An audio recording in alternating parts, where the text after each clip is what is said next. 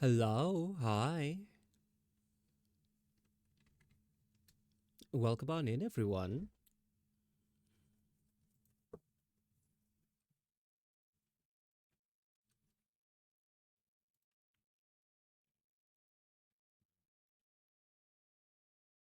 Hi, Voids. Hi, Coma.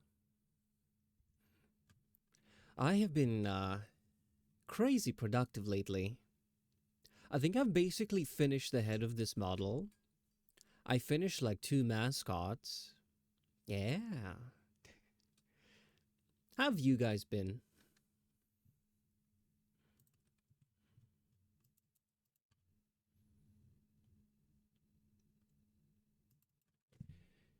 It's been more art than, yeah, that's new. Well, that tends to happen off stream, believe it or not.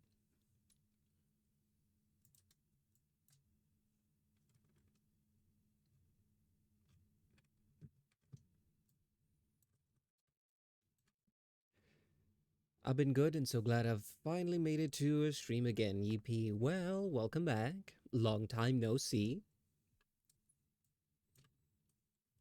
Ah, yes, productive at the cost of more visible eye bags. I mean, I don't think they're that much more noticeable.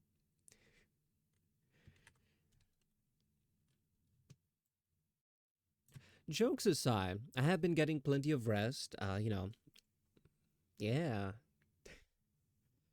And the more prominent coffee addiction. Okay, first of all, I stopped drinking as much coffee for a while. And then I started drinking coffee again.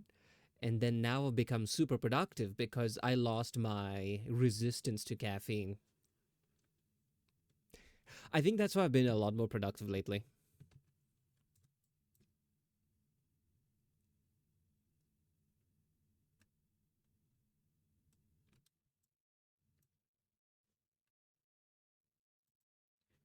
Puts Ordi in chicken burger. You know, chicken burger sounds pretty nice right about now.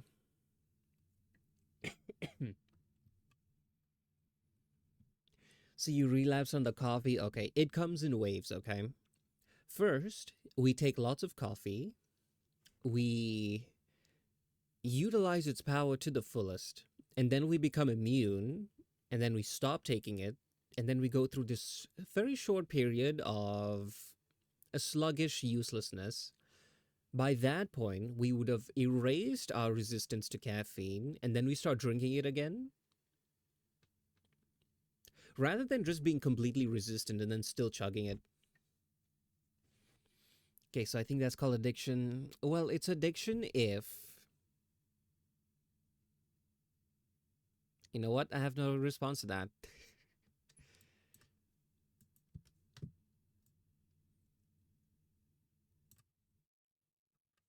It's weird how much logic I hear in this, because there is a pattern to it. When I say, oh, I need to stop drinking coffee, it's not a matter of, oh, I need to get rid of it forever, right? It's just, I need to stop drinking it. Let me remove all the resistance to caffeine that I have. So when I start drinking it again, it hits me like a truck, you know? Rather than, okay, the way drug resistance works, because caffeine at the end of the day is a drug. The way it works is you take it for the first time, you feel great, yada yada yada. Over time, your body starts getting used to it. So even though you start taking more and more, the effects become less and less. So what happens is if you stop taking it, your body gets no longer used to it. And then yeah, it becomes a lot more effective. So if you want to drink caffeine regularly, I usually find like a week or so where you're not too busy, just don't drink coffee or drink like very little, maybe a couple sips in the morning so you don't get like the caffeine withdrawals. And then, yeah, caffeine doesn't affect me much. I just drink energy drink for the taste. Fair enough.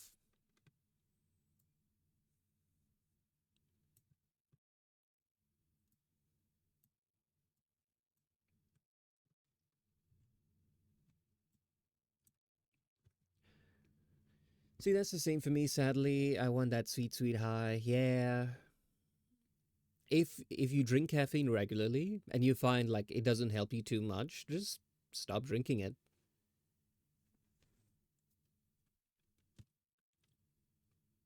Yeah, if you develop resistance to it, eventually what happens is you drink coffee and your body will just behave normally. You won't have any added bonuses. The problem is when you stop taking it, you become less than normal. So, yeah,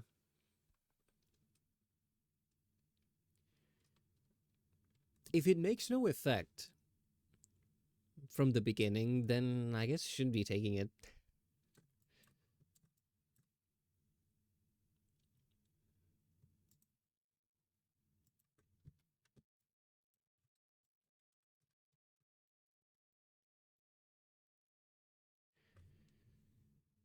I just like the taste and it's never affected me properly, at least in any major ways, I assume. I don't think it's like you drink it and then suddenly you get like superpowers, you know? You just drink it and maybe if you pay a close attention, maybe you'll notice you're slightly more focused. That's really about it.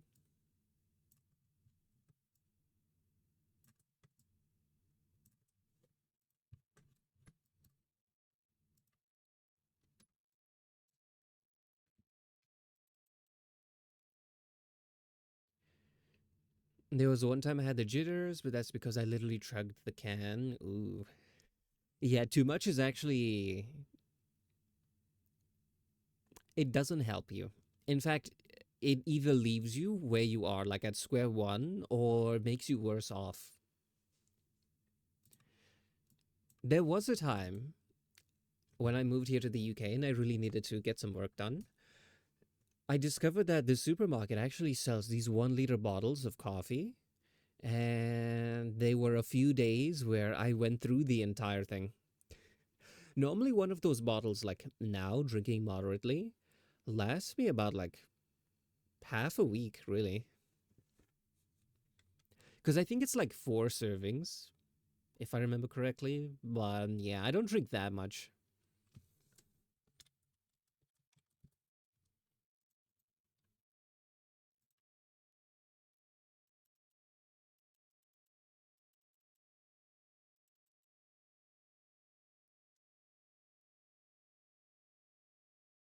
Hi, Akaza. See, funny thing is, the way I drink cans, it enters my body so quickly. So it'd be soft drink or alcohol, and people get so confused, and I don't show any reaction to it.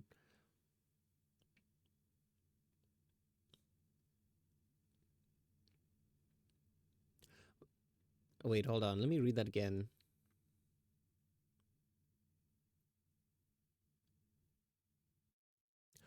Oh, okay. Well, these things do take time to, take a bit of an effect. So, there are multiple types of caffeine. The main difference is how fast the effects come on, how fast they go away. You really don't want a fast drop off, but sadly, that's the caffeine used in most energy drinks. Yeah. Also, another thing is to have coffee after you eat.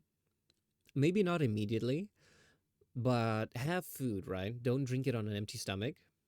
So, yeah, it takes a while to get absorbed and it just lasts longer in your system. Same goes for alcohol. If you don't want it to hit like too quickly, yeah, apparently eating food beforehand, yeah, that helps. But I wouldn't know. This is secondhand knowledge because I am a cat that doesn't drink. Can confirm that. I drink the caffeine in some soft drinks and coffee. I usually just take like I don't like coffee. It tastes like dirt to me. I treat coffee the way fantasy protagonists treat dark magic. Like it is this awful thing that must be shunned and is nasty, but it provides us a little power which can be used for the greater good.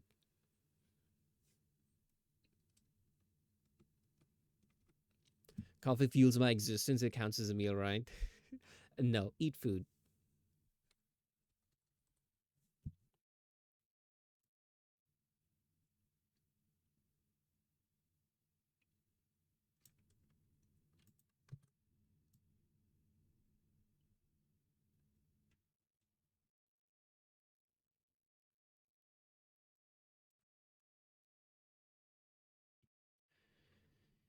Well, I don't drink alcohol much, but I haven't had any ages. The last time was me chugging vodka cans with friends, and they all looked at me like I was such a fool, and I was like, meh, that taste.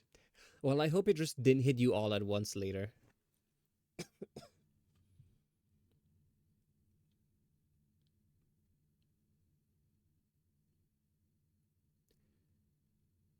Me on a daily basis. No, eat food.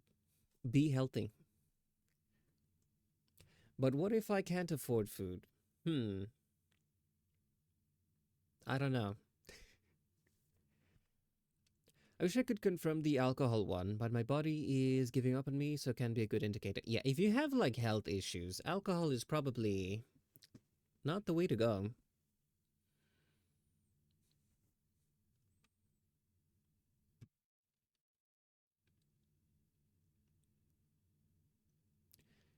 I got slightly less motor skills and that, but still retain memory.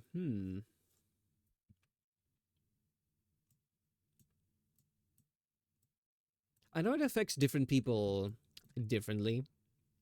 One of my friends, I think the only effect that it has on her is her memory is fuzzy and she finds everything funny. And she kept denying it. She's like, no, that's not true. That's not true. So I ran like an experiment. So on a night out, I was just sitting next to her and I'm like, okay, want to hear a joke? And she's like, sure. And I would give her like the lamest, most mundane puns slash dad jokes ever. I wrote them down on a notepad. And then I would ask her to rate how funny it was on a scale of 1 to 10. And we continued this for, you know, a whole bunch of jokes. And then 1 year later, while she was sober, I asked her I told her those same jokes and I asked her, rate these on a scale of 1 to 10 on how funny you think they are. And the difference was when she was drunk, she would rate them as the most hilarious thing. There's like eights, nines, etc. Right? But when she was sober, she's like, no, these jokes aren't funny. What are you talking about? So yeah, I treat my friends like guinea pigs. Little experiment. And now I had evidence. I had undeniable facts that she finds unfunny things super hilarious when drunk. And yeah, because usually whenever people banter with friends, right? It's always like oh, this is the case. Things are like that, and like, no, no, no, you can't be right. You're exaggerating. Me being the way that I am, I gather data, I conducted an experiment. I'm like, here is my research. These are my findings. Deny them now. I am fun to be around.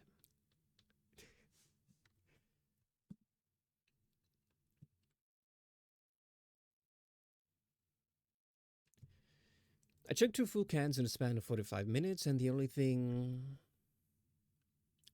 was said before effects. I want to know the type of wait. I want to know my type of drunk. You should honestly just ask your friends,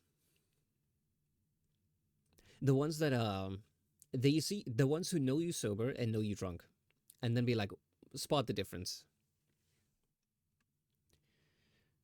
I drink this one go- I drink this one vodka that tastes so damn good. If it wasn't alcoholic, I'd drink it as my normal drink. Maybe you can find a non-alcoholic version.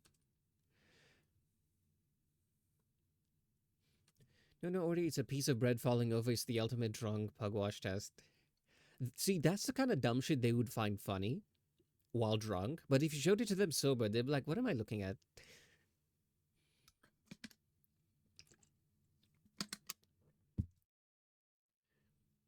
My body has a strange reaction to alcohol. I get to a certain point quickly, then don't progress much further from there unless I drink well past my usual limit. See, the thing about being drunk is you don't always know what state you're in. You'd be like, I am fine. I'm not too drunk. But do you know who is making that observation? Yeah, that's the word. You know who's making that observation? Drunk you. And do you trust their judgment? Hi, Goldie. Welcome on in.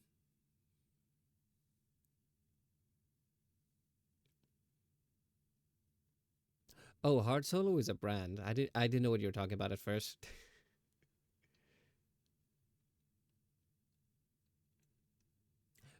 The most sober cat on the internet is discussing alcohol. That's what we're up to, Goldie. That's how it's going. It's lemonade, but alcohol. Whatever happened to just good old fashioned lemonade? No, Ordi, I've never reached that stage of drunk. Well, I'll take that as a good sign. But without the alcohol, it wouldn't taste the same. From what I've heard, people actually don't like the taste of alcohol. Like one of my friends, he would always like preach cocktails. He's like, "Oh, it's so good, and you can't even taste the alcohol." So from that, I can assume that alcohol just doesn't taste good.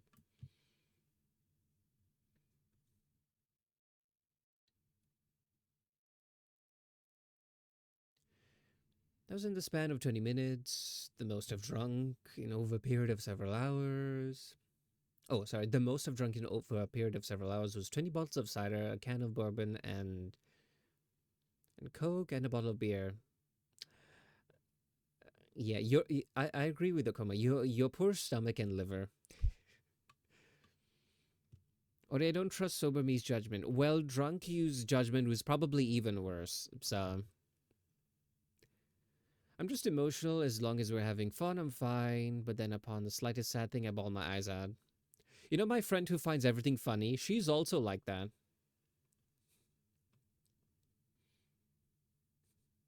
Never show you puppy videos while drunk.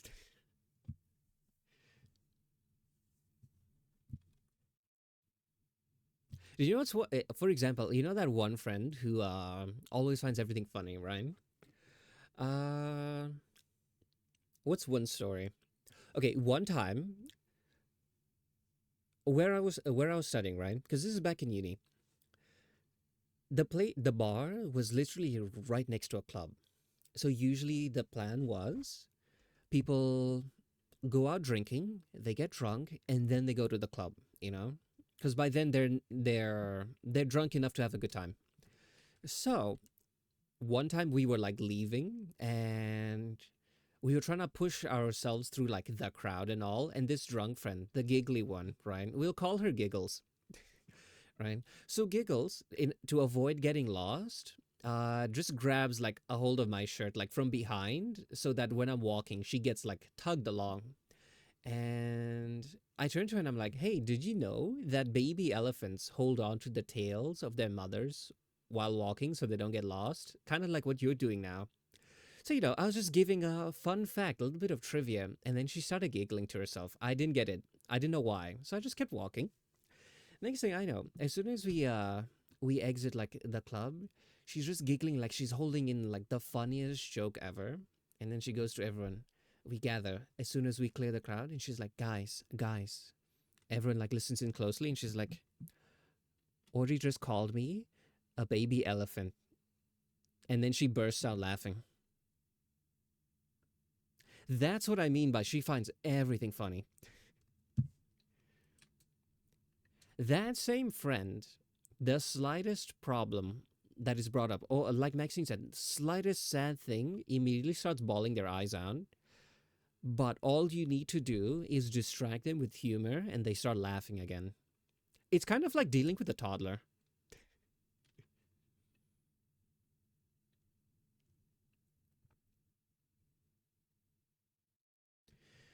Did you know in ancient China they used to make all important decisions while drunk because drunk people are more honest? Maybe that was just their excuse to get drunk at work.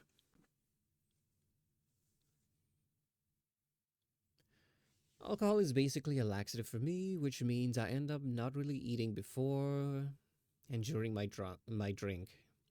I want to hang out with friends, not hang out with the toilet. You know what? Understandable. I think that just means the alcohol will hit you like a lot sooner if your stomach is empty.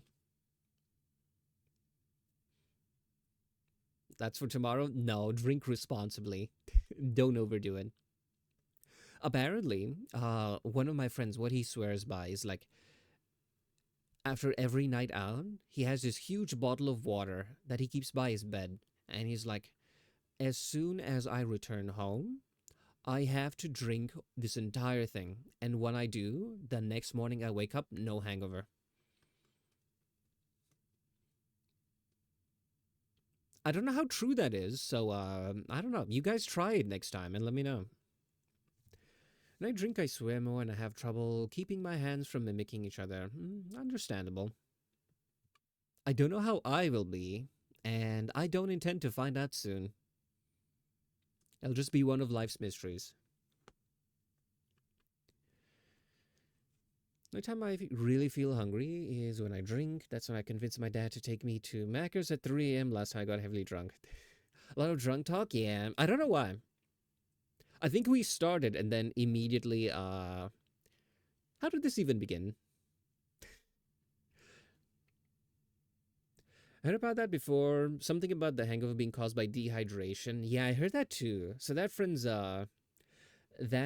solution is like if I drink a shit ton of water right before he passes out for the night, then no hangover.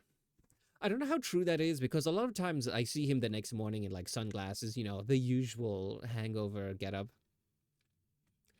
We started from coffee, then we went to alcohol. Welcome to the average Ordi stream. We talk about anything and everything except art.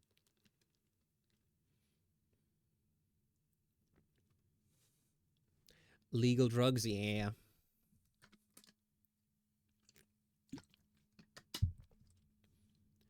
I do the same once most or all of my friends leave. I drink lots of water because I've never have a hangover and don't want one. Sounds responsible. I just say consequences be damned and fall asleep. That's not good. Why you put yourself through that? Needless suffering.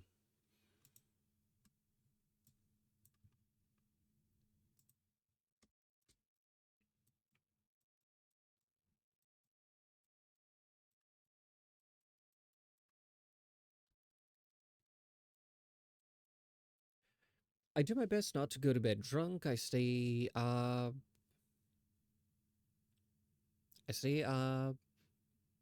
until I assume you mean until stay up until I'm less drunk or sober than sleep. Makes sense.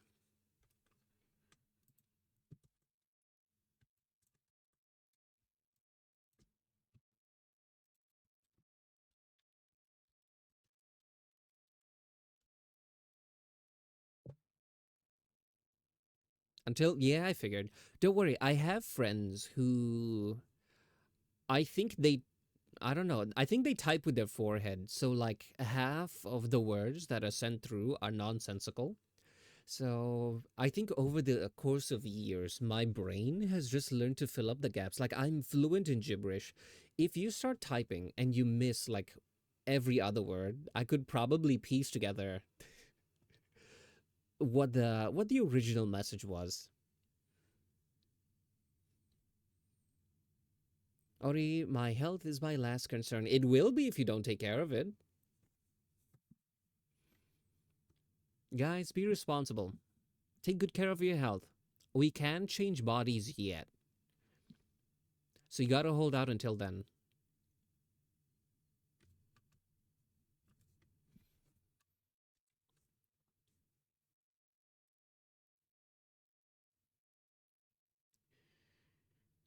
I haven't had an issue yet because I haven't drunken enough for it, so, that's responsible.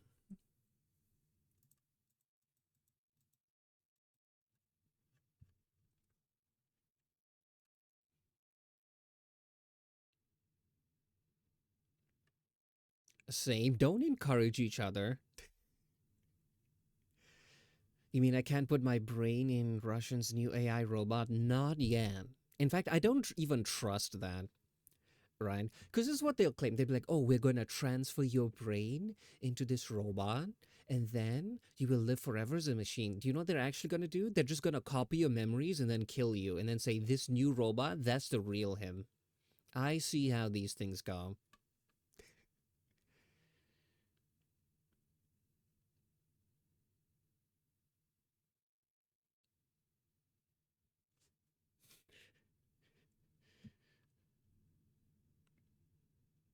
And my hands are already in constant pain.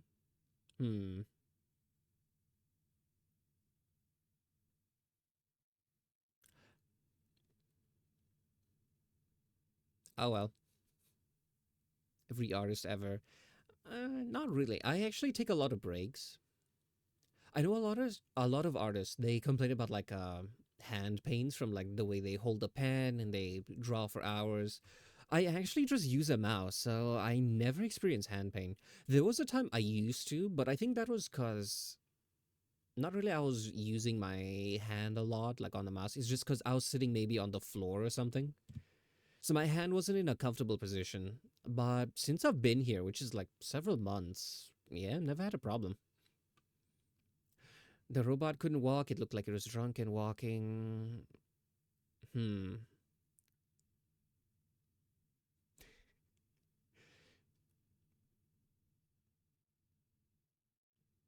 You know what? It's fine.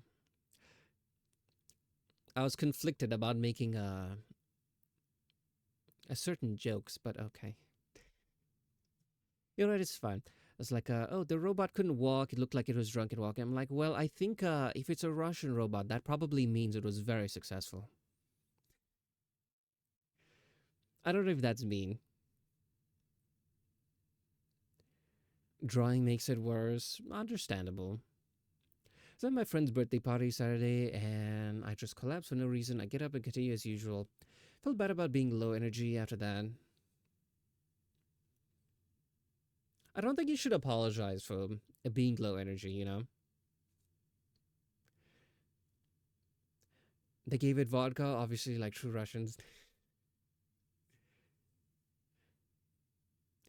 A very nice conversation. Yeah, honestly, I don't know what we're gonna talk about every time I hit go live.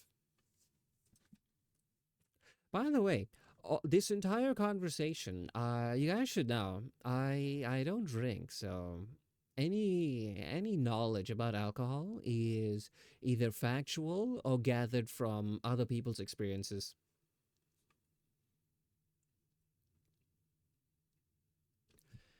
What you're trying to draw makes the pain in my hands worse because my focus is being divided. Hmm. Well, I'm sorry to hear that.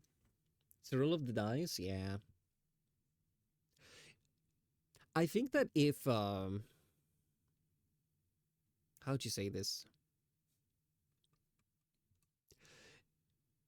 If you're like maybe a new streamer and you struggle to come up with topics to yap about, you know you could just actually have like random topic generator. I don't think I would need that. I just show up, we start talking about one thing, and then my a bad habit, bad being in quotes, of going off on like so many tangents. I don't know. It comes in clutch here.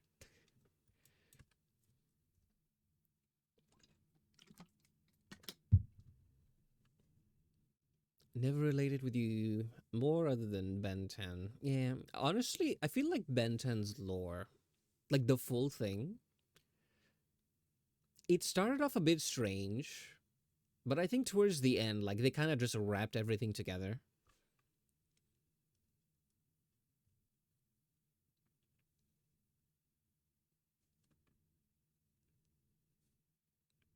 Goated show, yeah. If you like Ben 10, same people who made it, I think they're called Man of Action. Same people, they made Generator Rex. Give that a watch if you loved it. Honestly, I feel like that show, Generator Rex, had the action and wow factor for a younger audience, but it had the story, plot, and lore for an older audience. Like as a kid, the first time I watched it, I had no idea what was going on. I'm like, cool robot hand guy punching things. But when I rewatched it as I got older, I realized just how deep the lore is, and it is like hella dark. Best forgotten show in history. You know, I actually watched someone made a video they called "What Happened to It."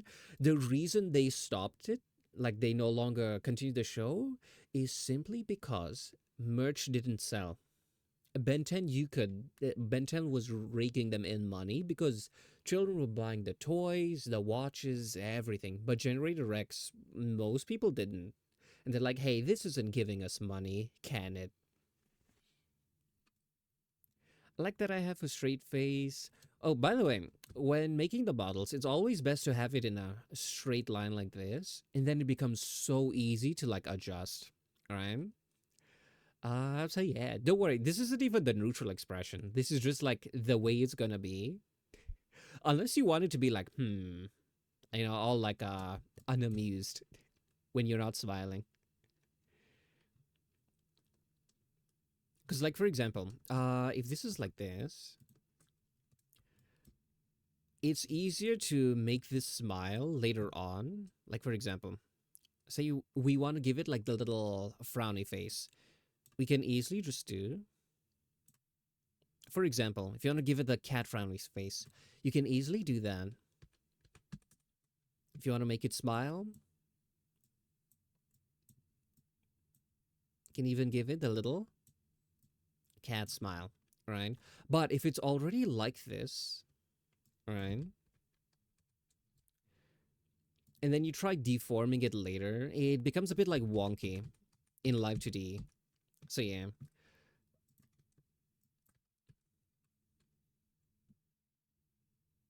could be a toggle eventually. Honestly, yeah.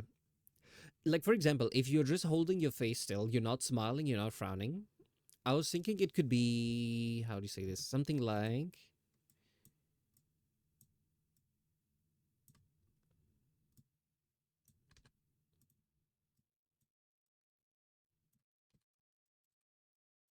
could be something like that, just slightly smiling, but not really.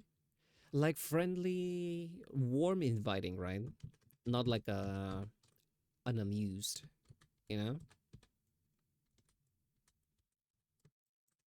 But it's completely up to you. Usually the way, well, it's a little different if you're here in Shan while working on it. But usually the way I work on my models is I usually make the thing first and then I send them like the files and the showcase video. I'm like, okay, this is what I have so far. Let me know if it's all right, if it needs any adjustments. Some of them will be like, oh, the mouth is nice, but I want like little curl like that. And then I just go back, make the adjustment. It's a lot faster that way rather than I do one thing, send them a message, and go, oh, um, what do you think? And then they take like a day to reply, and then only after that I can continue. Yeah, it bogs it down. So I realized making a first draft and then making changes ended up actually being like a lot faster for me.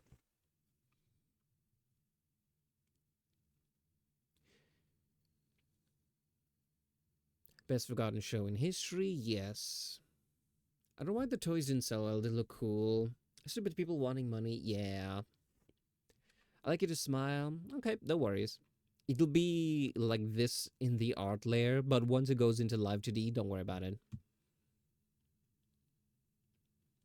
Ben 10 Lego's not for sale anymore, but it does exist. Ben 10 has Lego. Chromostone is the best looking figure. I didn't know they had Lego.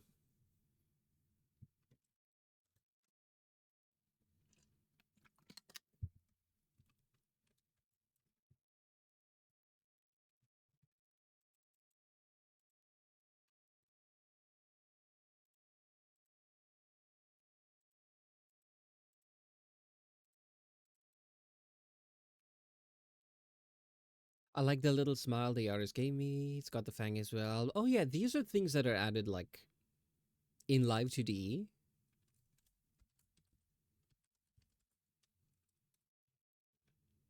So yeah, don't worry. This is a bit pixelated. Like I said, I can easily just curve it up like this.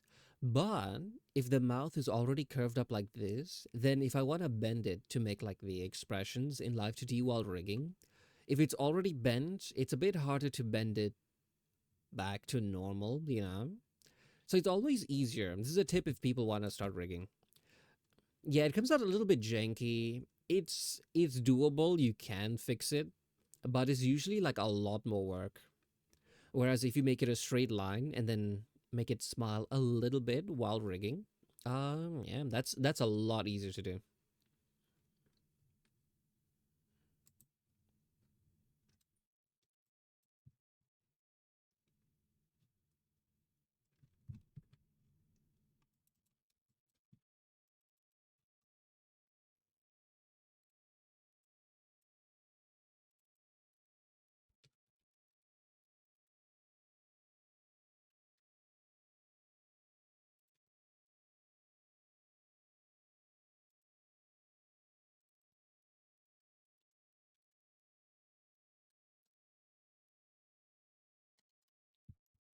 Oh, speaking of the fang, I wanted to ask, do you want the flesh fang, which looks like it's part of the skin, or do you want like a tooth on the inside?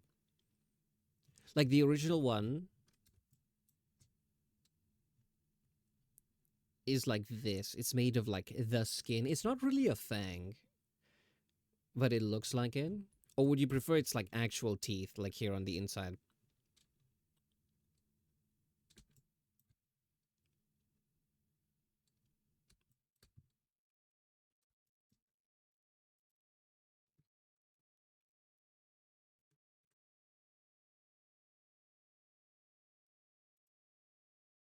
She don't know, gotta see both. Yep, no worries. It's a super simple fix. Like it's no extra work at all.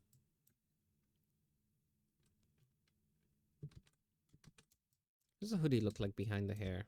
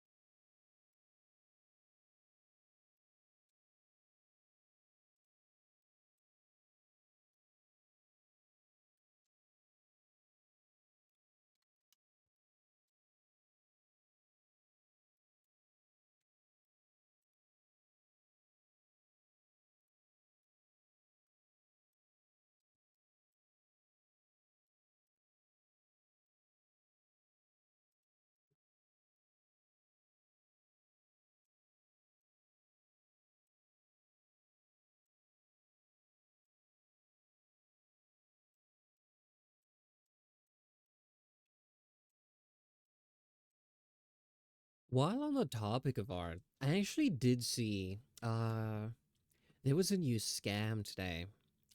One that I'd never seen before. Hi Bats, welcome on in.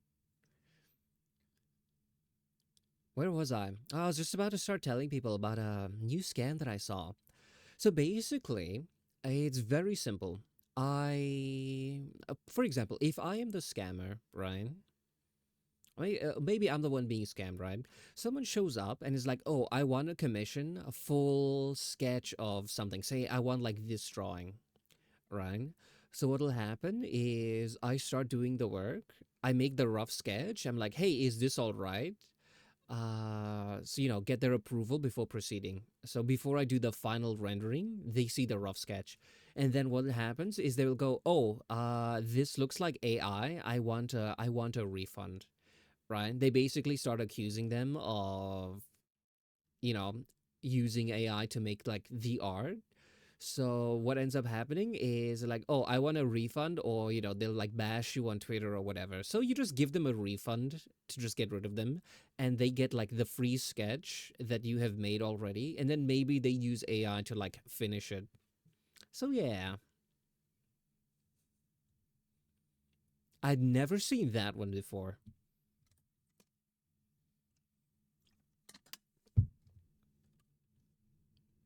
I'm not imagining what kind of thing I want. Gotta see Bob. Yeah, no worries.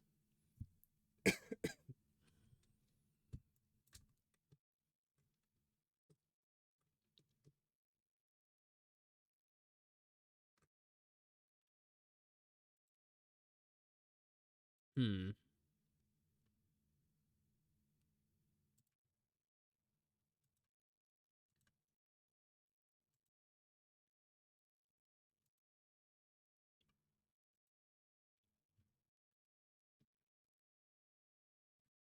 Just got out of the shower. Well, feel free to make yourself comfy.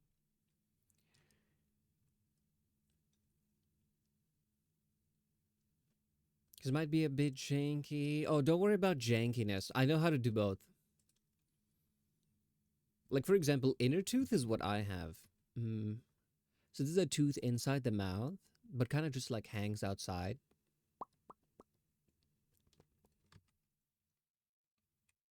Oh, oops, wrong button.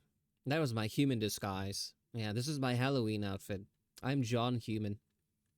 Uncast your Ordi. People may have to start sending low res images that are blurry as examples or screen share over Discord. Yeah, I'm not too worried because I take 100% payment upfront.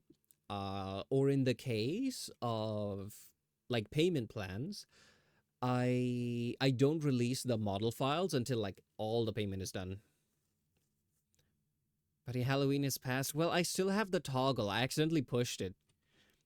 It's delete plus 8 to sit in this position, right? This is delete plus 8. And it's delete plus 9 for the Halloween outfit. In fact, I didn't even use it. I was messing around with it. I didn't like it. I just forgot to remove it.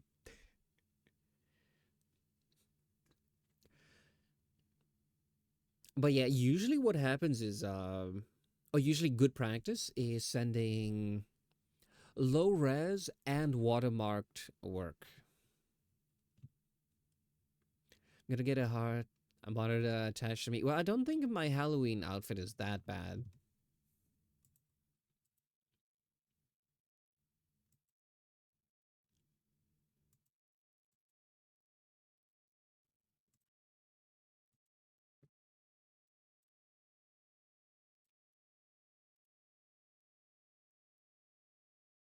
But yeah, there's scammers out there. Whether you're the artist or the client, you know,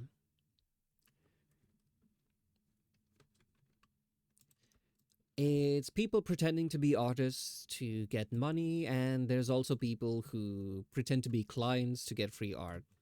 You just gotta be aware of it. So if you take like art commissions, they are like a few. Yeah, you could easily find resources online like common art scams, and there's always new ones popping up. Drawing the hoodie, yeah. I think this is too low.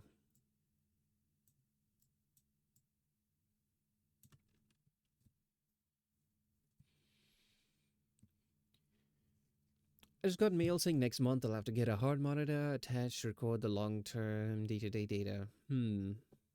Sounds like a hassle, but hopefully it's helpful.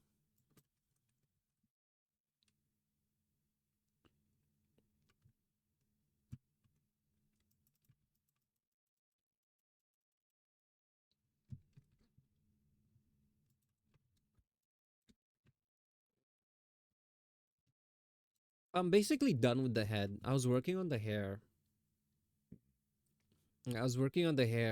I think earlier today. So this whole section is basically done.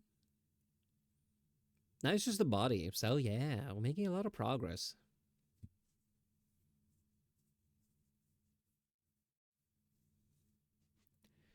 I love being diseased. Well, my condolences. Hi, Orca.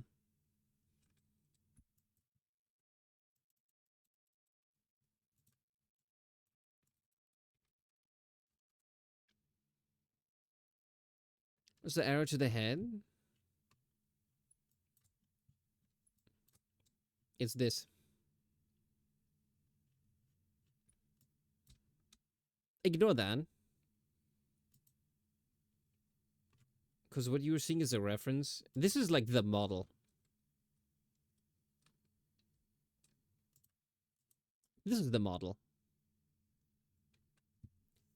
Is this what you're working on while listening to me, or is it something else? No, I was working on something else. Hold on, do I have the files here? Wait, 1 second. No, that's the wrong one.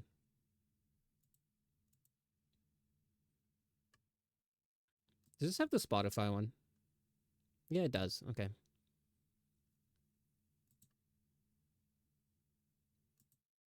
Wait, am I even allowed to show this one?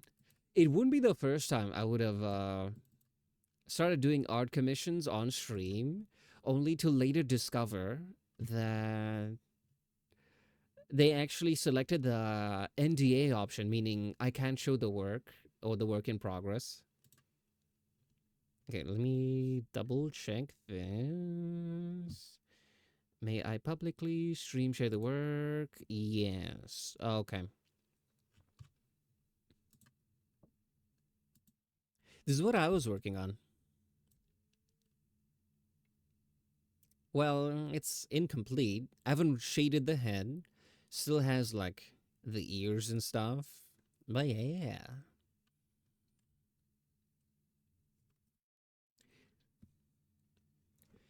Guess I should refrain from alcohol during the week of having monitor attached. Well, I feel like you should behave the way you normally do with the monitor attached so that they can see like, oh, okay, this is good, that is bad, and then they can like see. It's not like a test where okay, at the end of the day, they're collecting data so they know how to help you. So kind of cheating at that, I don't know. Oh, that is nice. Thank you. So cutesy and itty bitty. Yeah, adorable little thing. Yeah, this is the angel creature thing I was talking about. But yeah, I considered continuing on it today, but I feel like, no, that'll take brain power. And my brain is like fried right now. So yeah, we'll work on this one. I did do a lot of the tough parts, which was layering the hair and the shading and everything.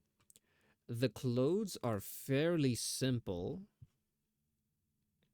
Simple in the sense that they are cut up into giant chunks rather than like 1,001 little laces and frills and bows. So yeah. I don't drink often, so it's something to remember not to do. Understandable. Fairly simple giant chunks. Yeah, like for example, what I mean by simple is in terms of cutting. Something like this is simple because it can basically be broken down into hand is one layer. This is a little complex, but we'll just say the bow is one. So that's one, two, three, four. That's like four layers. Whereas the hair is one, two, three, four, five, six, 7 layers.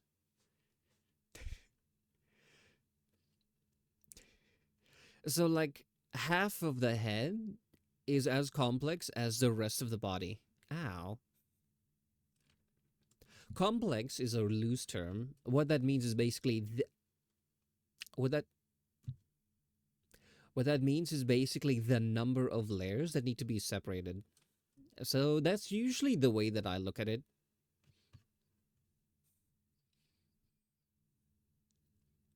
Do you just make the models or also do the rigging? Oh, I do the art and the rigging. This is an instance where I'm actually given a character sheet. So I was given this just a PNG. So what I did was I just enlarged this and I'm cutting it up into pieces so that I can rig it, you know? Ooh, a better example would be you saw how I labeled this is like 4 layers. The upper body, 4 different layers, whereas the eyes, let's see, the eyes are one, two, three, four, five, six, seven, eight, nine, 10. Just the eye is 10 layers, whereas the rest of the body is like four. So yeah, that's what I mean by the head is usually the most complex.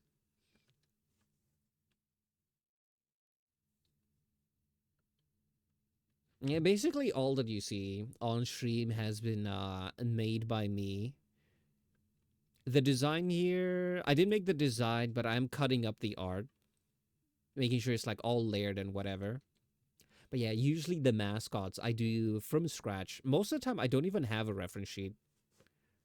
People come to me with cash and a dream, and I make it a reality.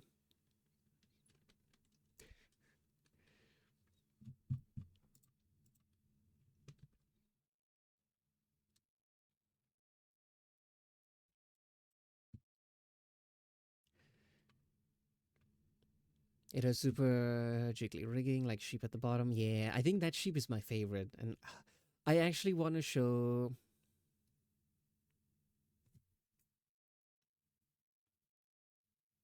They've okay.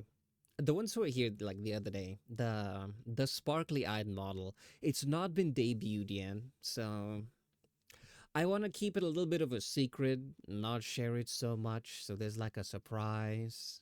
But yeah, I have more models I want to show off, but I'm like I have to wait till they're public, and then I can. I do have permission to show it here, but I was like, nah, it's okay. I'll keep the suspense, keep the surprise.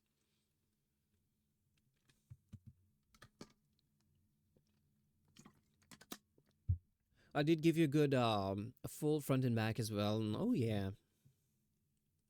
back is actually like if you have a reference sheet. Sorry, if you have a reference sheet and you have like the back, this is very useful in case you ever want to have a 3D model. All right, all you need to do is give this to the modeler, and then they can make it from the back. Because if they only see the front, they won't know what the back looks like, and they'll make assumptions, right?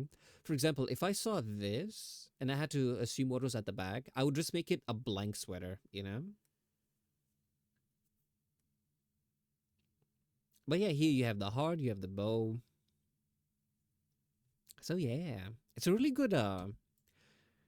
The artist didn't sign it. Should tell your artist friend always sign reference sheet. You never know who will see it and be like, "Oh my god, that is beautiful. I want one. Where can I find it?"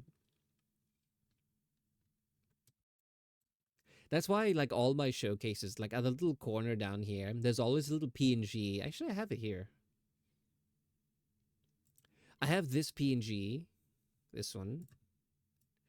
I just have this one and at Ordikai VT, so that anyone who sees the showcase is like, "Ooh, I want a mascot like that." Yeah.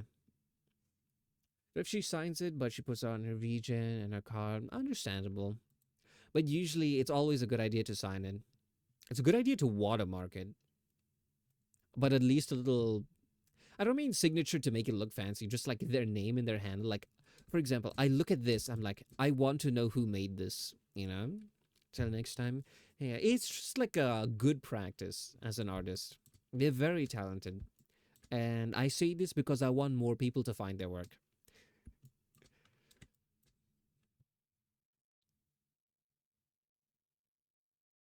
Where was I?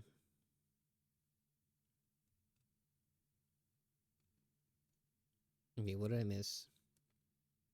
Surprised that I have one. Not surprised, but I'm just pointing out that it's very good that you do have one. I'll be saving me coin. I read that like a pirate. I'll be saving the coins for my reality dream. I mean, getting like a mascot. I do want to have like a. I've toyed with the idea. I want to have like a little gamba mechanic here where you can roll using channel points for a mascot, so you don't have to wait for like a million. Honestly, you just need to like redeem that one enough times for me to pity you and go like, okay, you know what? It's fine. You didn't win, but you've sunk so many points into this. I'll just give it to you. If you can't play the game, you play the players. So we do love the sparkly eyed one. Yeah, I think that's one of my favorite mascots that I made recently. Want to hop in, but I have to go because it's getting close to my bedtime. Lovely chatting. Talk to you another. Bye. Bye. Bye. Thanks for stopping by. Have a good night. So for work to the brink of maybe tiredness, so that's why she didn't sign it. Understandable. This first time my medical issues left the clinic. The last and only time an issue left the clinic was to get an X-ray that revealed. This is the second time my medical issue. Oh, okay. Hmm.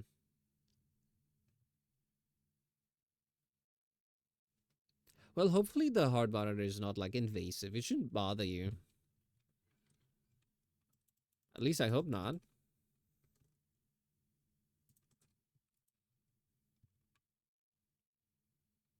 Z healthcare is kind of garbage. Hmm. Understandable.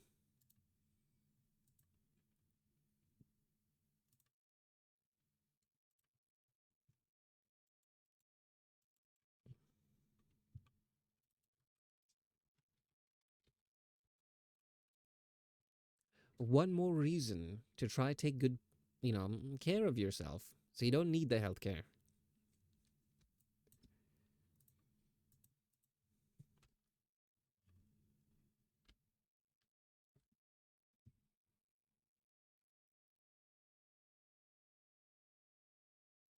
The lit they said it shouldn't bother me, but I have autism, ADHD, OCD. It's gonna bother me. Yeah. They usually say things like that because they have the assumption that everything is normal. But fingers crossed, it's not a problem. Hopefully, you get used to it.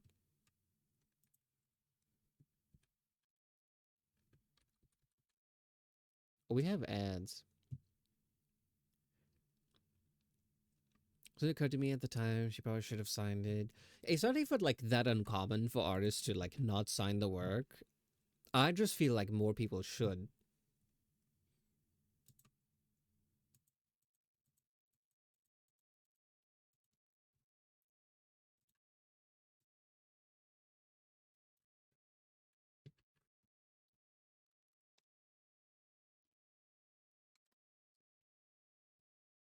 Bandit ears, freaking hell, can't wait to have a box taped to me. Well,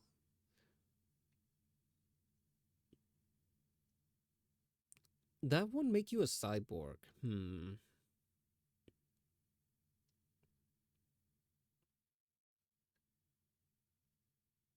I don't know. I was looking on the bright side, couldn't find one.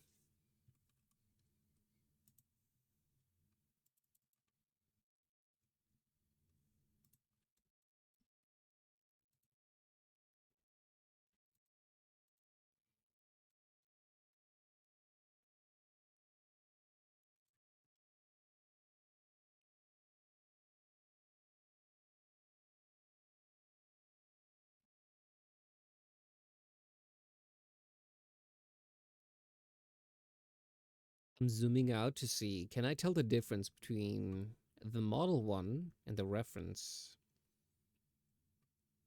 Not really.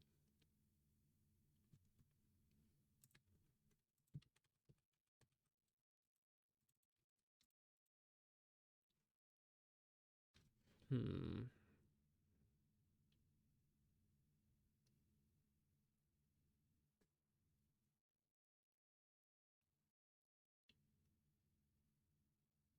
Make this 2 layers.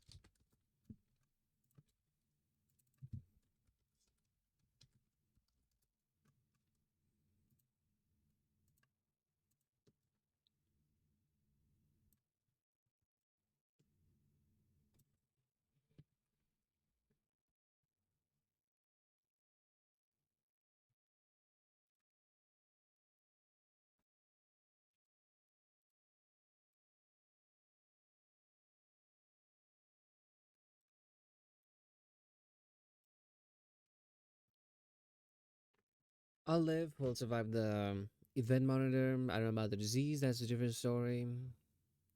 Well, that's unfortunate.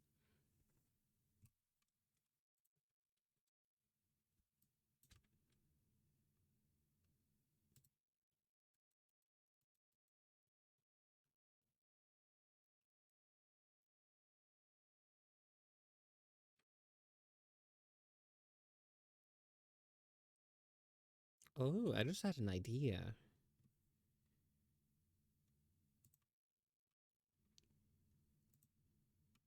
We might actually be able to cheat here a little bit.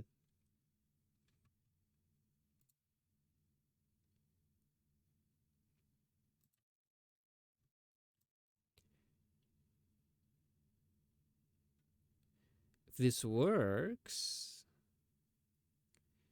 it should save us a bunch of time.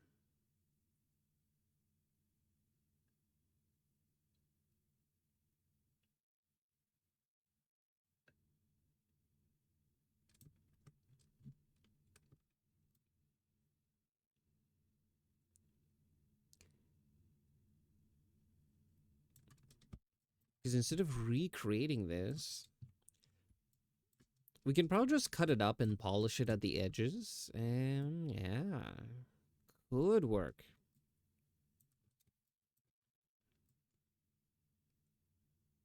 If it doesn't, we don't really lose anything.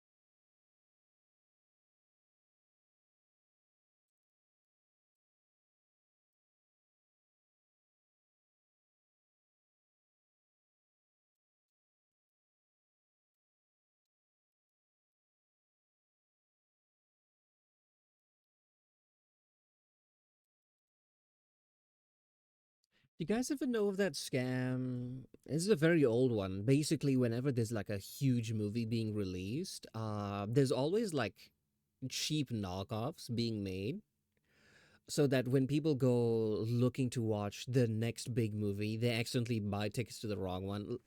Hold on, let me see if I can find some pictures. Cheap knockoffs, exactly. Mm, cheap knockoff movies. Sorry, rip-off movies.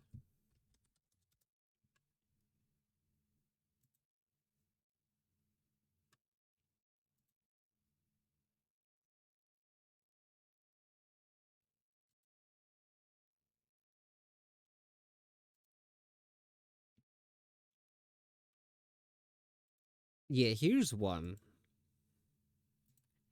Say you are, how would you say this? Say you hear your friends talking about this movie where giant robots fight aliens and protect humanity, and they call it Pacific Rim. And you go like, okay, that sounds like a good movie. I want to go watch it. And then you go to the cinema and you find something like this. Atlantic Rim, aliens invade, mankind fights back, and they're like, "Oh, this was the movie my friend was talking about." So you buy tickets to go see this one. Turns out it's not the right movie, right? And there's like a lot of these. Yeah, the old Sci-Fi Channel used to buy and play those all the time. I've never seen one of them. Are they worth watching, even if it's like good in a bad way? You know, like laughably bad.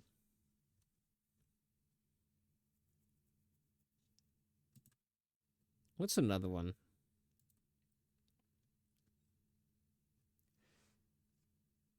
I got just made a joke in my head. Atlantic Rim. Exactly. Where's another one? Yeah, here's one. Instead of Kung Fu Panda, it's Chop Kick Panda. Hmm.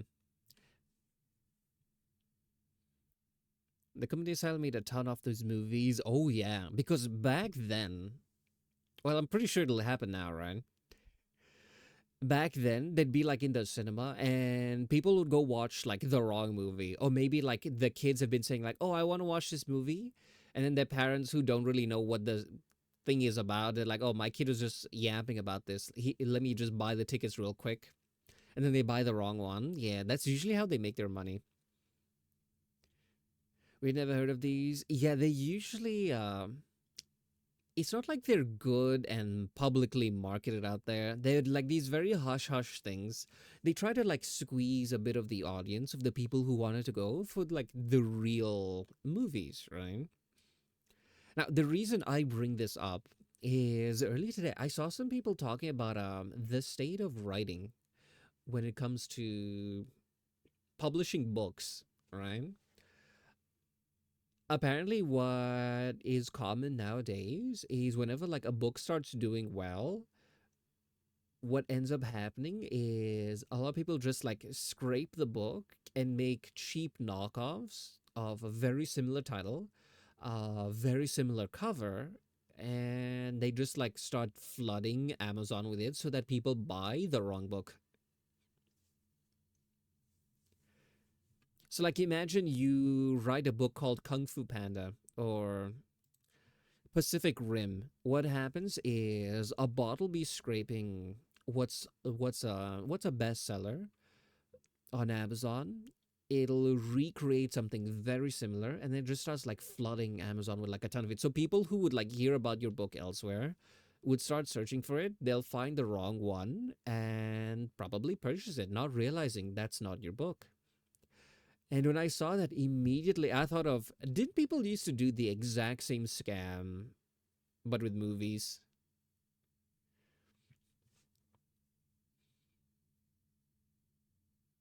It's another type of movie genre that didn't kick off, but don't exactly say for word. I mean, can't really advertise it, but there is an audience for it. They made a Thor movie when the Marvel movie was coming out. It went straight to TV and was really bad. I feel like that's the kind of thing you would watch. Like if you find too much hate in your heart for like Marvel, you could just watch like the bad knockoff movies and then realize, you know what, maybe Marvel's not too bad. Lower the standards emotionally, you know? But yeah, I saw that and I was like, what a horrible time to be a writer. Which is a tragedy because one of my closest friends has been writing a book for like many years. And she's slowly been getting traction. And I was just thinking, it would be so awful if they publish it and then that happens. And I just didn't have the heart to tell them that.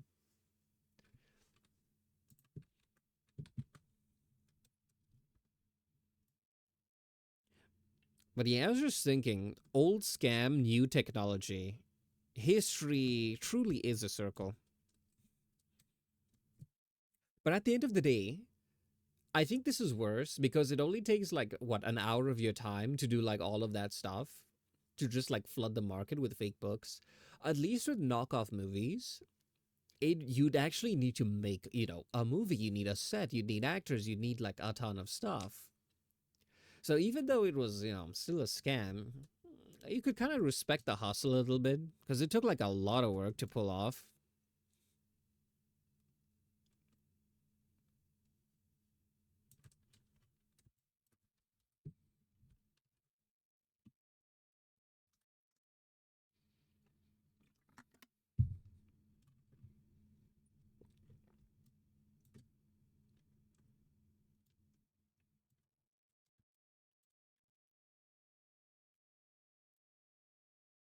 Actually, I haven't watched Pacific Rim in ages.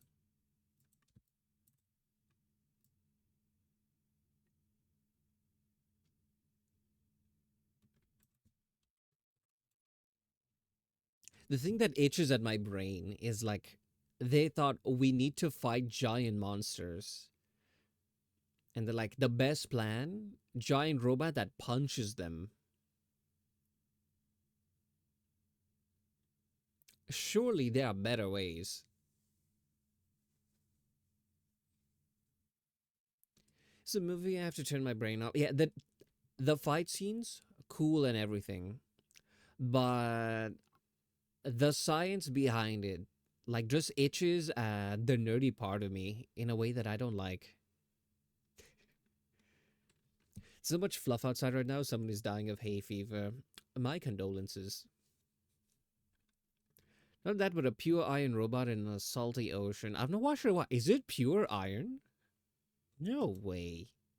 Probably because seeing the way the rest of the science of the movie went, they did not. Okay, I wouldn't even say, some movies they hire researchers to make sure the science is passable. These ones didn't even pass like basic high school chemistry.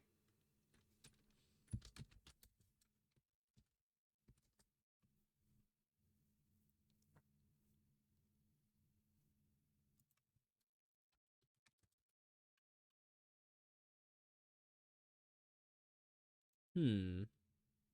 Okay. Why does Gypsy Danger have an iron hull with no alloys?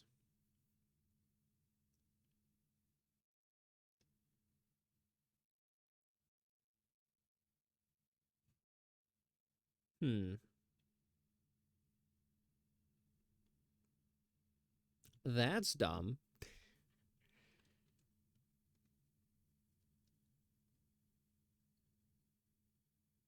Trying to use in pure titanium. See, titanium is super strong and super light. That makes sense.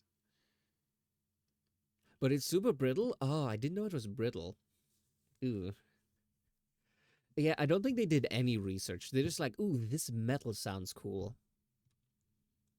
You know what? I'll do a deep dive on this later.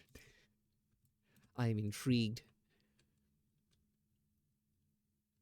I think they're trying to pay homage to the Iron Giant movies. Yeah, but they angered all of the nerds in the theater. Which, to be fair, could be a good marketing tactic because then they'll start like making noise about it and then more people hear about the movie. Yeah.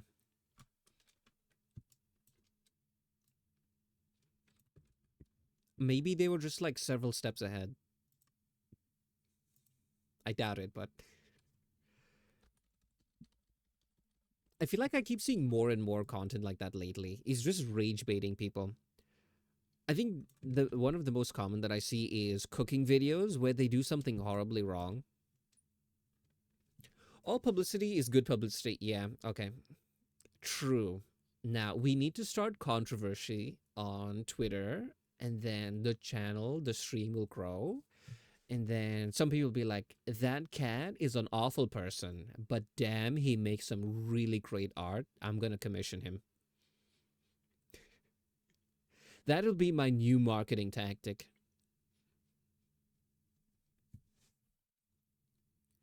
Not so sure about that. As Sony and Ubisoft. It used to be a saying, I think mostly just to. It was just copium for agents to tell like their talents, maybe like movie stars, musicians, as in, oh, people are angry with you and saying a lot of bad things about you on the internet or on the radio. But that's a good thing because now people are talking about you.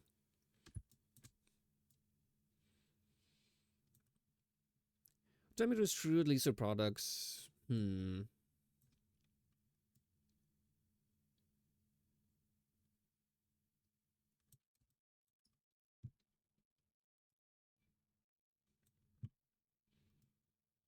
I think it was useful back then. Actually, no, I think it's still useful now. Do you guys know what pink sauce is?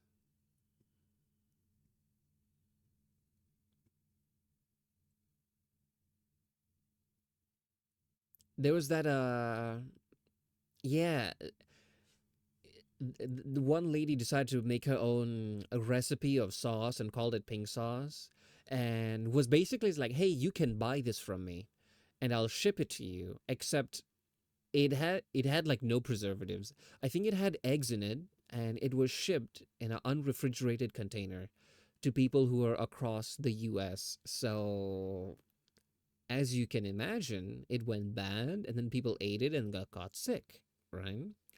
And there was so much noise and hype about it to the point like that lady, I think she got like invited to like a talk show, and what I think a supermarket actually bought like the rights of the thing off of her. They did change the recipe so it doesn't poison people, but yeah, that person made bank from poisoning people. So I don't know. Walmart sold it. Yeah, it was one of those like big companies. I couldn't remember which one. But yeah, I don't know.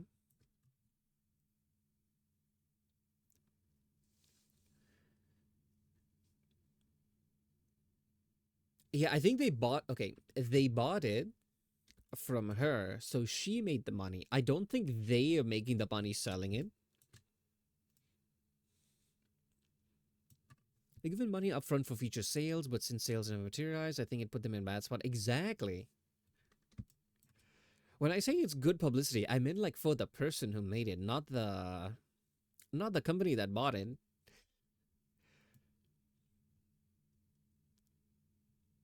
Honestly, that is the strand. You make something, you basically do what the guy who made MySpace.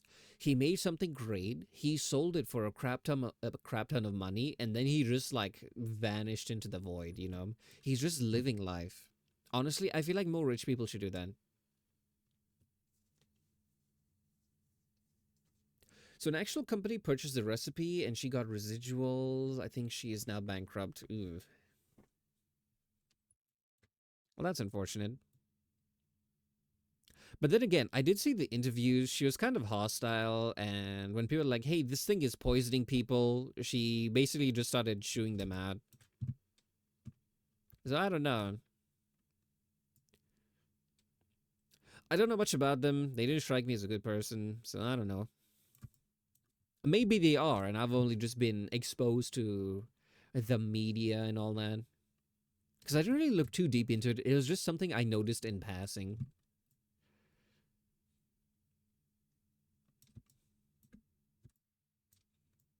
But yeah, well, that is regardless. It is unfortunate. Okay, how are we gonna start poisoning people so that we make money? You think that cats are gonna feed themselves? I don't think so.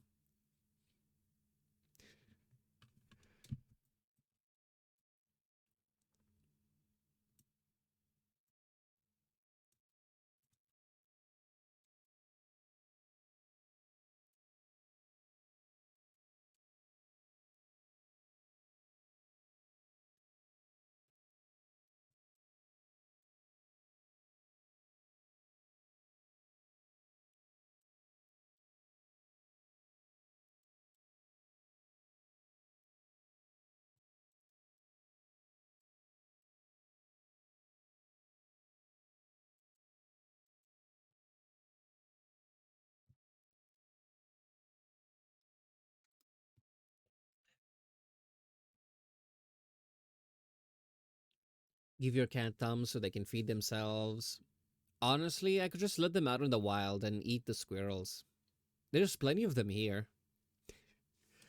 I never knew this before because I never had squirrels. I never saw a squirrel growing up. So I'd only ever see them in like movies and stuff. I always thought they were bigger, right? But when I came here, they're basically just rats with fluffy tails. I didn't know that until I saw one. I was like, oh, huh. I don't know what I was expecting, but yeah, that's just what I saw. Ooh, apparently, my husband was telling me sometimes the neighbors' cats they like catch the squirrels and eat them.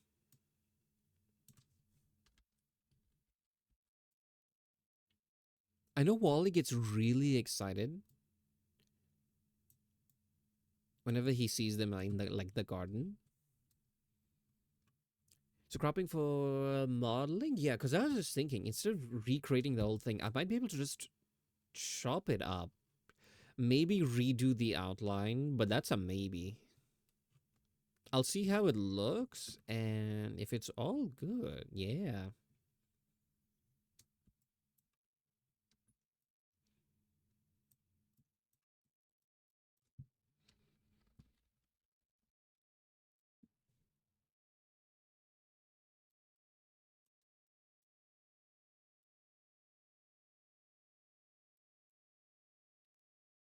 It's so good that the outline isn't needed.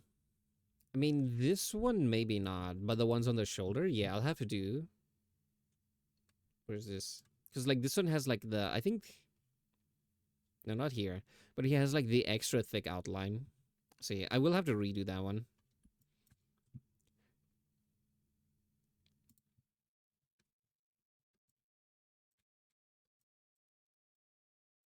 Hi, Bon. Welcome on in.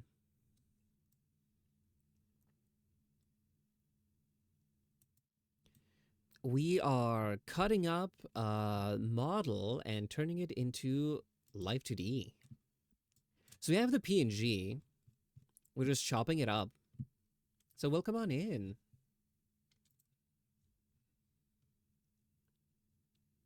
Are you using a mouse? Oh yeah. I don't actually have a drawing pad. All my art and everything is done with a mouse.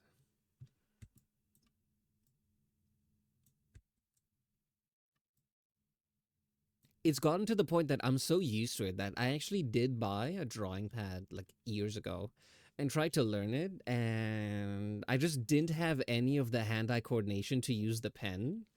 So I just gave it away to one of my coworkers at the time and just went back to a mouse.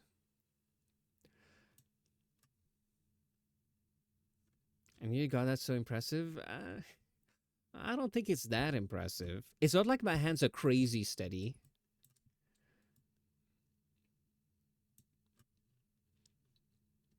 Usually for like lines to make them super smooth, I just use like the pen tool. Here's an example.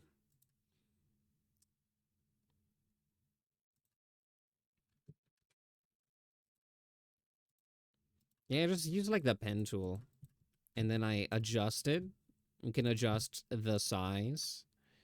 So yeah, that's what I do. It's a little unorthodox, but it works for me. I do have an iPad, and I actually bought a cheap pen. It doesn't have like the pressure sensor. But I'm thinking maybe if I want to actually learn to use like a pen, I could practice with that one. Still think that's impressive. Thank you. Actually, I think there's this one clip that exists where what was it? Was it Gartic Phone? Scribble.io. I think this was ages ago. I think it was something feather organized with like a bunch of artists, and well, I was drawing the line, and it came out like perfectly smooth, and I was surprised myself. I don't know where that. Do I have that clip? It's probably lost somewhere. You could just see me casually drawing the line. It was like perfectly straight. And then Feather started to scream about like how perfect the line was. And then immediately it started like getting all jittery because then I was being perceived and I started panicking. I think it was a call. I don't think it was streamed. I think it was either recorded or only Feather streamed it. I don't know. This is a very long time ago. Like several months. I think I was there for that. Yeah, I think that was the first time I wouldn't even say met, was just exposed to a lot of other people. I think at the time the only person I knew there was Feather. And I was just like a little shy. Ooh, it was also the time where my voice was dying, so I was even quieter than normal.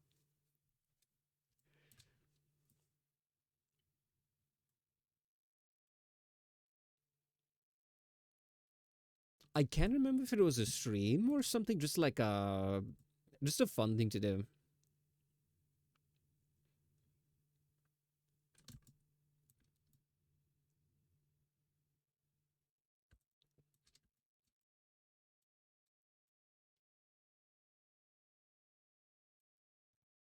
Think I was there for that? Probably.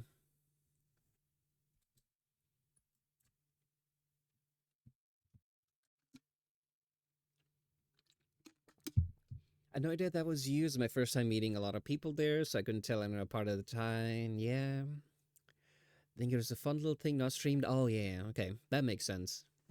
To be fair, if you had I probably know of a lot of the people who were there because I slowly started, seeing people's stuff over time. So I'm like, okay, the names are familiar. I've seen their content. But if you had like a gun to my head and was like, name the people who were there, I don't think I could name anyone.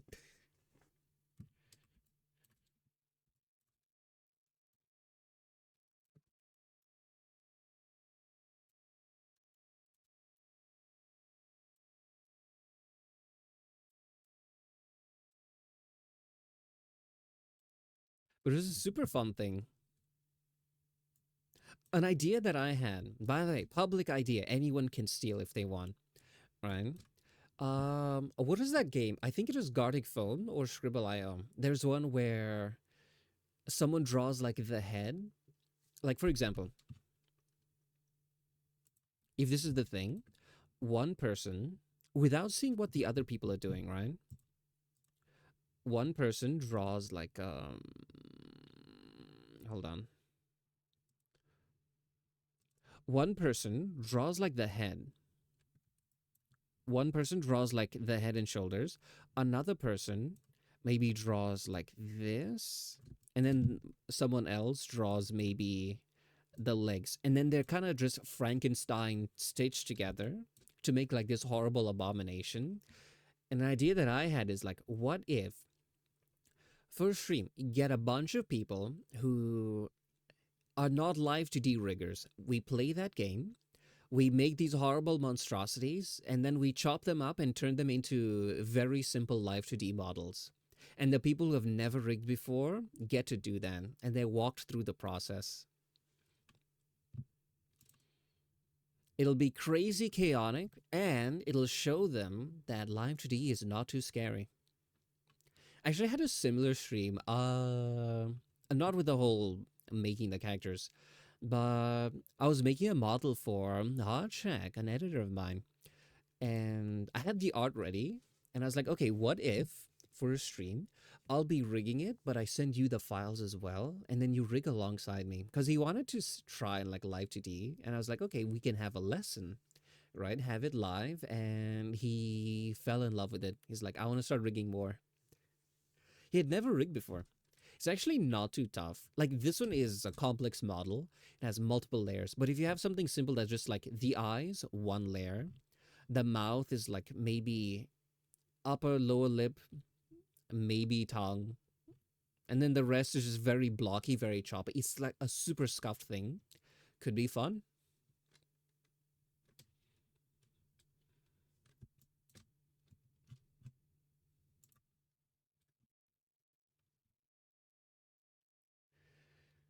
I thought that would be so fun. I had a similar idea of making a model PSD, then making it public, stream the rigging process, explaining it to people so they could rig along. Exactly. It's the same idea, except the PSD is the super scuffed model from that game.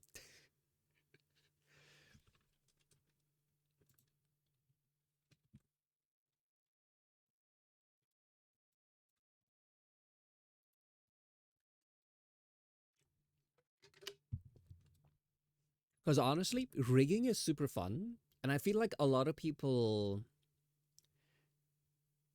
they don't see through the veil. They only see I I give reference sheet, I give money, and then I get model. It's made like magic. I don't know how it works, right? But and if they like just download the app and open it up, they get overwhelmed because it's not intuitive really unless you look at the tutorials. But the moment they get like the slightest glimpse of like how it works, they're like, oh, okay, that's actually not too bad.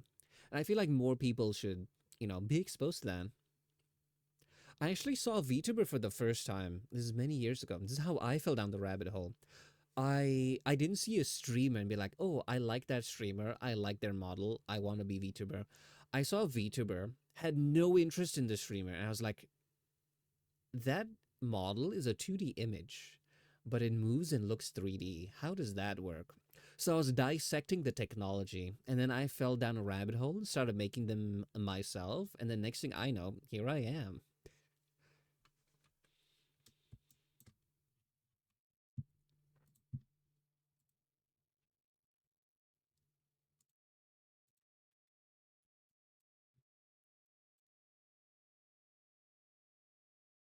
So revolutionary when Keith and I did it. I think, if I remember correctly, back then it wasn't live, it was pre recorded.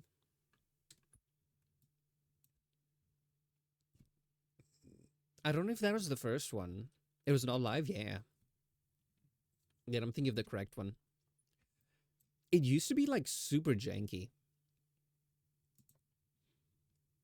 like a lot of the times, if you look at really old VTuber models and you see like the quality is lacking, it's not even like, oh, the it's not even like the skills of the creator or anything like that. It's just the technology wasn't there. There, I think Live 2D really simplified the process. I think made sure their technology was better. Ooh, and V Bridger as well. Like a lot of the complex expressions you see with really high end models. Uh, Not only is it good rigging, but it's also good tracking. The technology has come so far in the years since it came out. Exactly. I don't know where I'd be without blend shapes.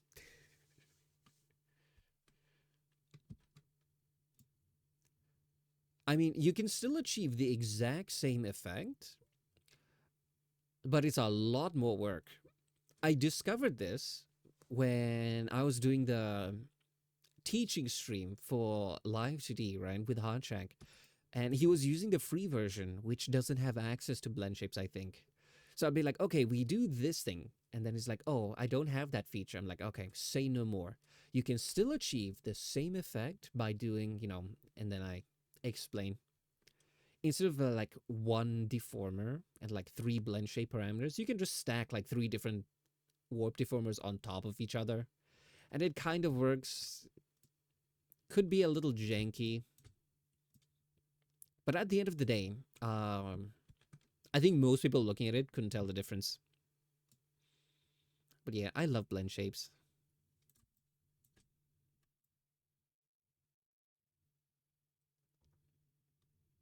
I don't think most people in my community know live 2D rigging. Because don't let the art fool you. This is a just chatting stream.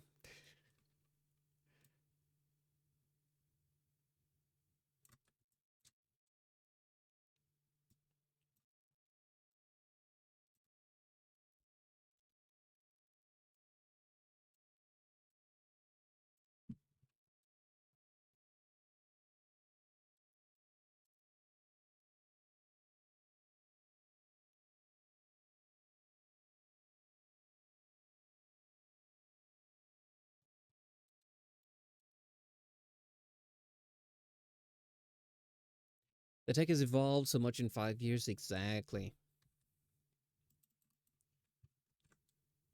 I feel like if you wanted to learn to make like the models just for fun, now is the time. It's never been easier. There's more resources than ever. Yeah.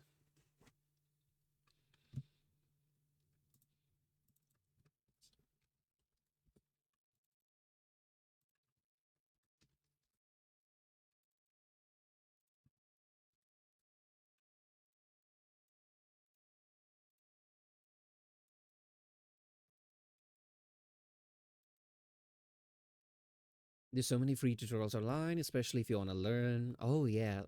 I'm looking at, like, sometimes, usually, like, in my Discord, even here in the stream, I always say, like, hey, if anyone has, like, any questions, feel free to ask. If I'm not live, ping me, you know?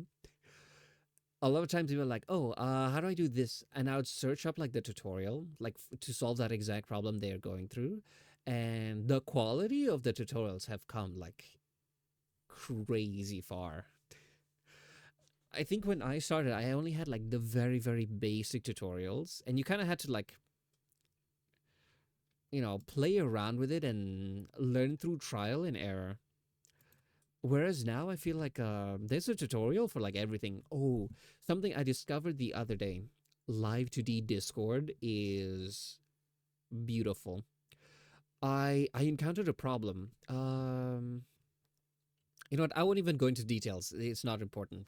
I encountered a problem that I'd never seen before. Basically, in Live 2D, everything was clear, but I put in VTube Studios, it came out pixelated.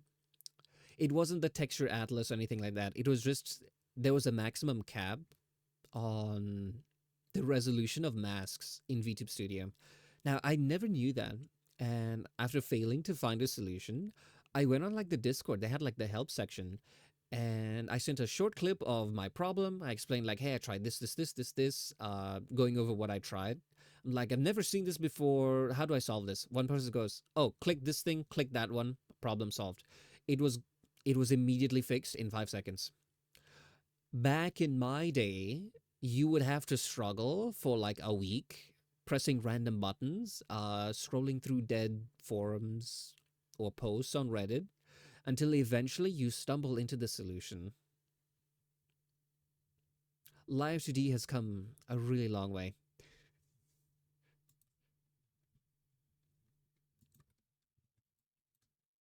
Speaking of which,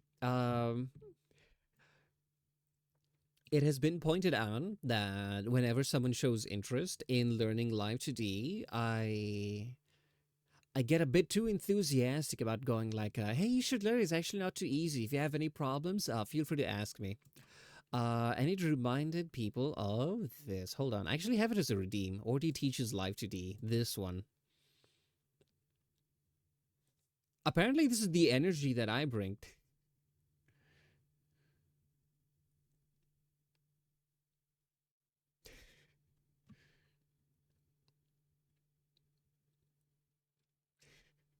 I made this after Maxine goes, "Hey, I know how to summon Ordi," and then does a clears throat. So I'm interested in learning about Live 2D. I made my first Live 2D model back in 2021. Wasn't the easiest to get started back then. It's gotten easier now, thankfully. Oh yeah, I think I started maybe a similar time. Okay, started is a loose term because I started and I would just toy with it like for maybe a couple hours a week. Not really sitting down and learning, just like poking at it and trying to figure it out. Yeah. Actually, I think I have my old model. You know what? I'm no longer like ashamed of like my first work because I'm the kind of person who's like, no one can see my progress. They can only see the destination, not the journey. Because I don't know. I have problems that way. But yeah, hold on. Let me see if I can find my old model. This is Ordi version 1.0. Is it even here?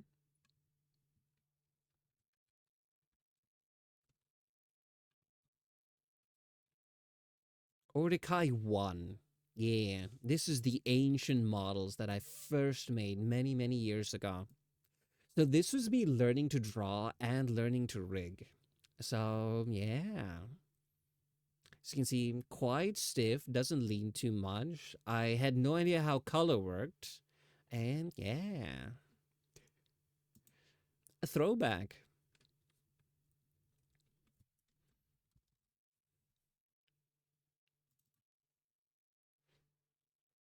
Absolutely see how far you've come. Yeah. Well, I would hope so.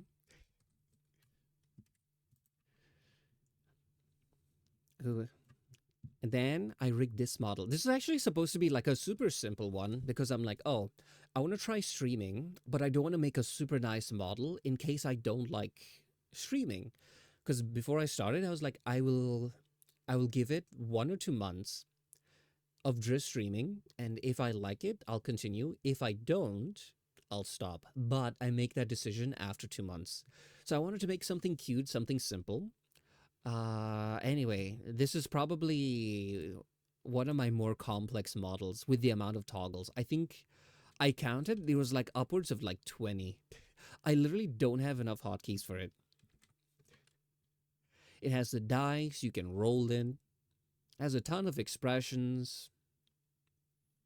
It's like that one toy that or like one of those people who have like those really old cars that they fix up and then they keep modifying more and more and more. The base is the same, but under the hood is like completely different. Yeah, and that's what I ended up doing with this one.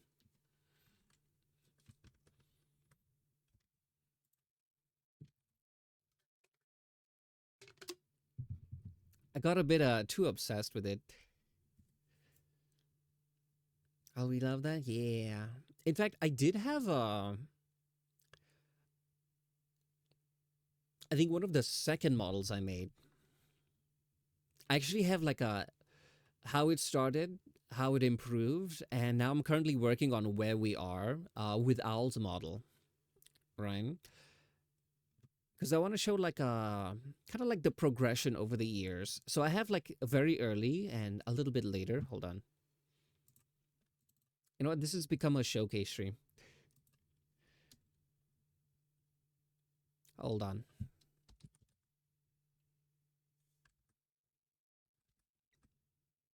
Okay, I don't have the old file here, but let me see if I can find a PNG of it. I think it's in my archives.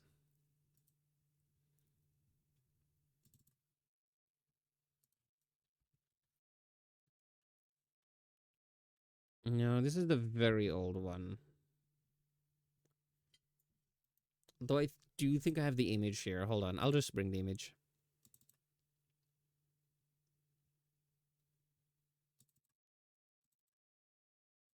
Okay, here is. I think this is one of like the second models that I made. Something like this. But a few years later, I remade it. I actually have that here. I saved it as an asset so I can bring up both models at once.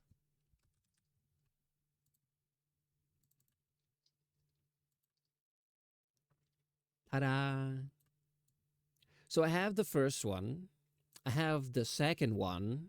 I want to make a third one.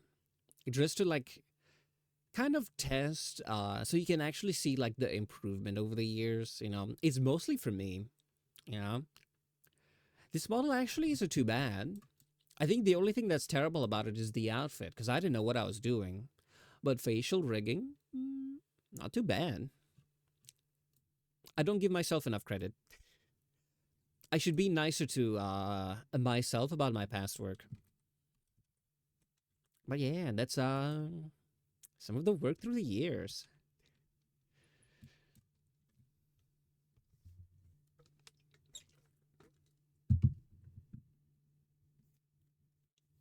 Oh, my cat has joined me.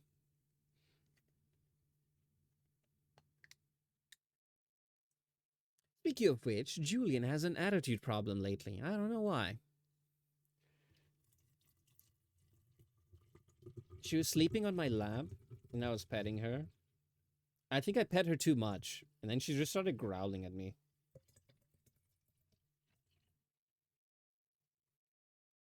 And then 5 minutes later, like after she growled at me, she just jumped off my lap and went to sleep somewhere else. 5 minutes later, she came back on my lap, started purring again. Honestly, I don't get her. But she's so cute though, so it's okay. All her crimes are forgiven.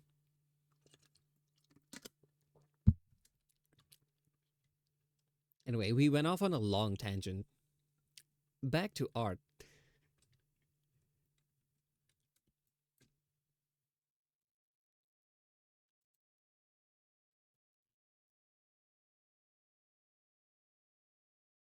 Okay, I know how to do this.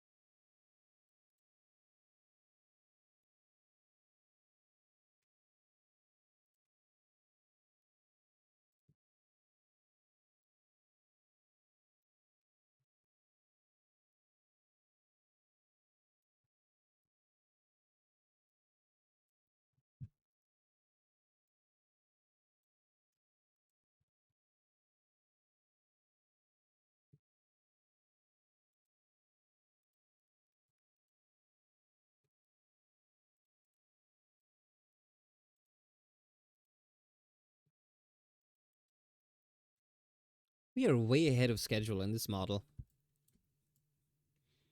I think I set the deadline to February.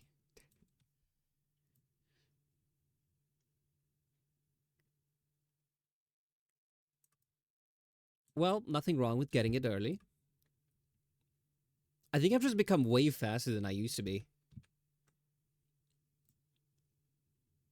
Because I think I was a little out of practice with full body models. And since I was making a ton of mascots, my. Well, since it's a lot of practice, I improved. I just hadn't realized. I actually used to do that with illustrations to kind of measure kind of how well I've been improving because you can never tell. You can only look back at old work and look at current ones. So what I do is I had an image, one of my D&D characters, right? Well, one that I wanted to play. So I had like in the very beginning, then every few years I would basically just remake that same art piece, but try to make it as nice as possible. Like, see the extent of my abilities. I haven't done that in the last few years because I got busy.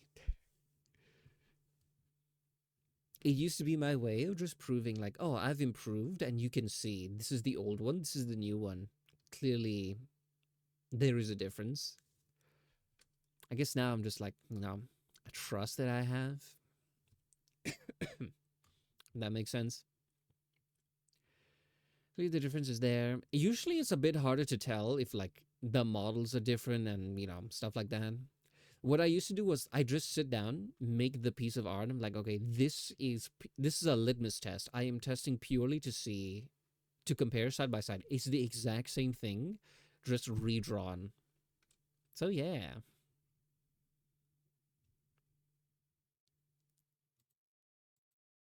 Okay, this seems okay.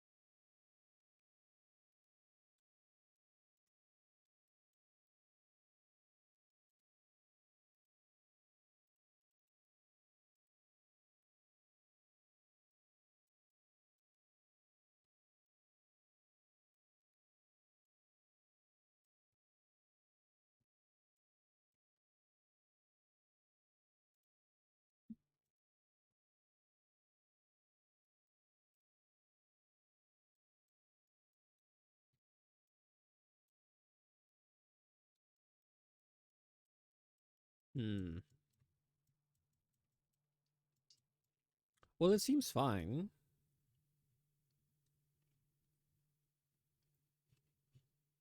There we are.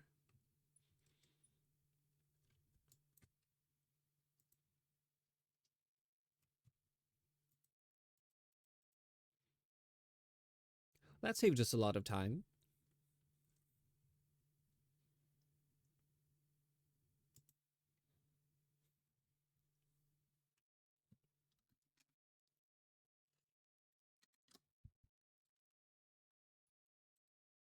I'm ahead of schedule. I'll probably just set a day aside, focus on like the VOD stuff because I've been neglecting those.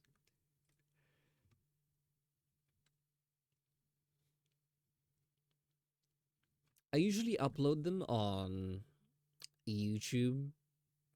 I haven't done that in ages. There's like a backlog, which is a bit bad because that's where Hotshot gets like the VODs and stuff for editing.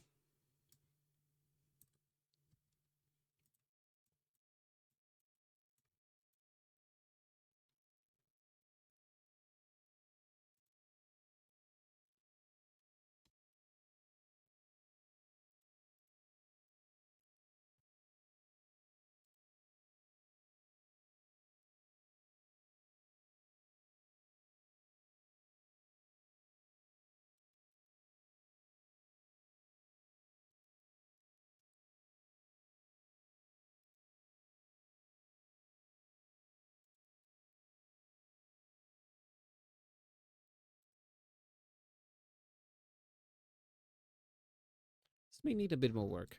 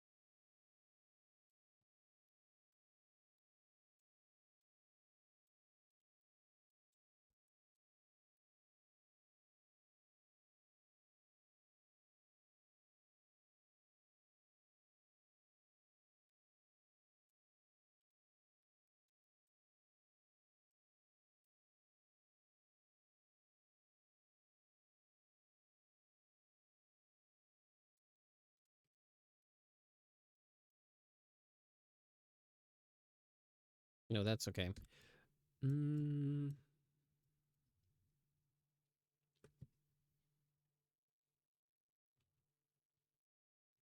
it's actually left.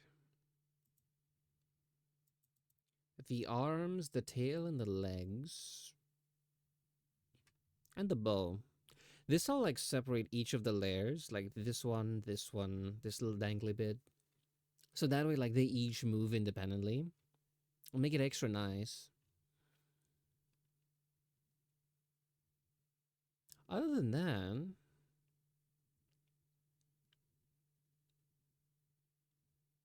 I think it's mostly done.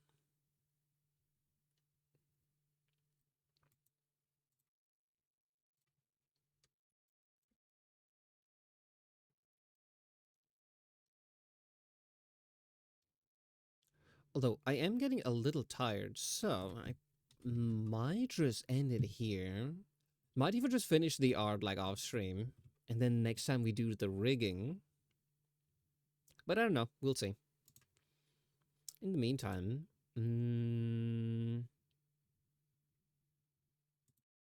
we can read Koyuki. Okay. Thanks everyone for stopping by. Hope you had a great time. I know I did. And yeah, I'm gonna head off to bed now. So bye bye.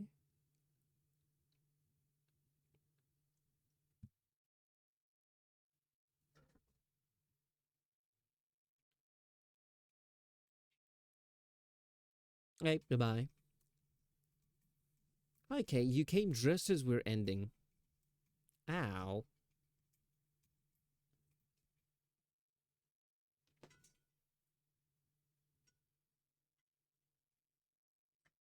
Well, at least we're reading out before the end. So yeah, see you guys there. Bye bye. I'm just gonna hit the raid now button. Just finished playing Terraria with BF. You have come to brag about your successful romantic life here. You're gonna make some people here cry. Hope you're happy with yourself.